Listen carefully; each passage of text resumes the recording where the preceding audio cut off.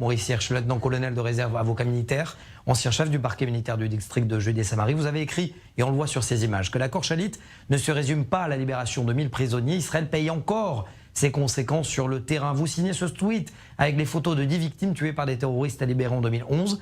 Et vous avez même inculpé à nouveau des terroristes libérés après l'accord Shalit. J'ai organisé l'arrestation de plusieurs dizaines de terroristes qui avaient été relâchés lors de l'accord pour la libération de Gilad Shalit. Puis nous avons fait comparaître une soixantaine d'entre eux devant un tribunal et des commissions pour confirmer que ces terroristes avaient violé les termes de leur libération et avaient repris des activités terroristes. C'est un nombre important parce qu'il faut savoir que les 1027 prisonniers palestiniens ont été relâchés en 2 temps.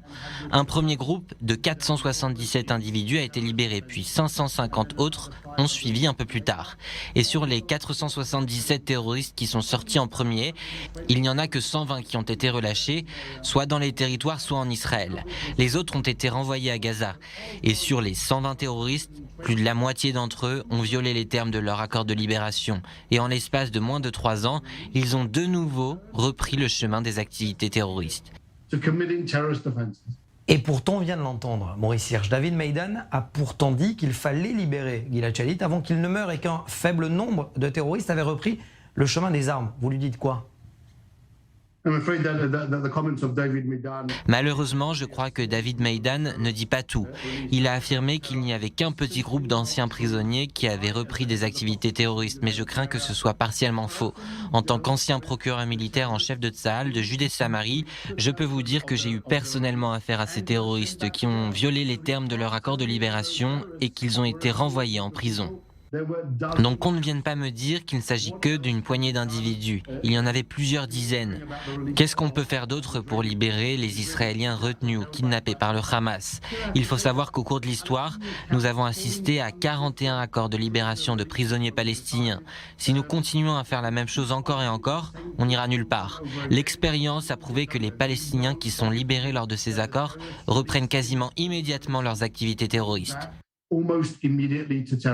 Mais qu'est-ce que vous proposez concrètement ?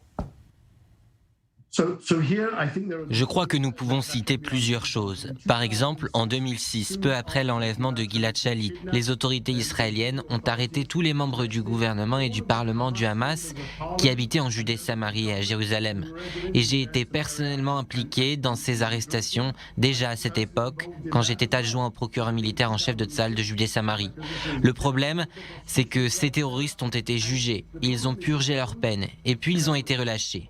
Nous connaissons l'importance qu'ils ont, nous comprenons leur importance. Si le Hamas compte kidnapper d'autres soldats israéliens pour que des prisonniers palestiniens soient libérés lors d'un échange, alors Israël peut d'ores et déjà préparer ses prochaines unes de journaux avec des photos de terroristes palestiniens libérés. Et il existe une manière de le faire. Il y a longtemps, une loi a été votée stipulant que les combattants illégaux ne peuvent et ne doivent pas être utilisés comme monnaie d'échange. Les prisonniers doivent rester en captivité jusqu'à ce que le Hamas décide et accepte de libérer les Israéliens qu'ils retiennent prisonniers. Ça sera ma dernière question. Étant donné que la libération des prisonniers est une condition non négociable pour les organisations terroristes et de manière générale, toutes les organisations palestiniennes, est-ce qu'on est dans une voie sans issue ? Il n'y a pas que le Hamas qui exige la libération des prisonniers. Il y a aussi l'autorité palestinienne et donc Mahmoud Abbas. C'est la même loi palestinienne qui fait que tous les mois, l'autorité palestinienne verse un salaire aux terroristes. La même loi qui exige la libération de tous les prisonniers palestiniens en tant que condition sine qua non pour parvenir à la paix.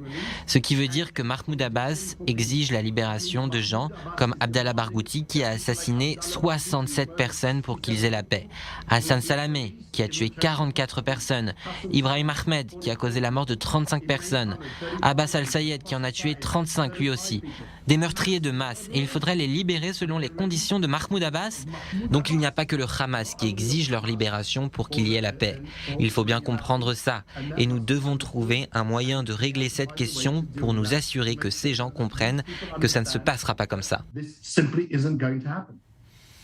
Merci beaucoup Maurice Hirsch, lieutenant-colonel de réserve et ancien chef du parquet militaire de Judée-Samarie. Merci beaucoup.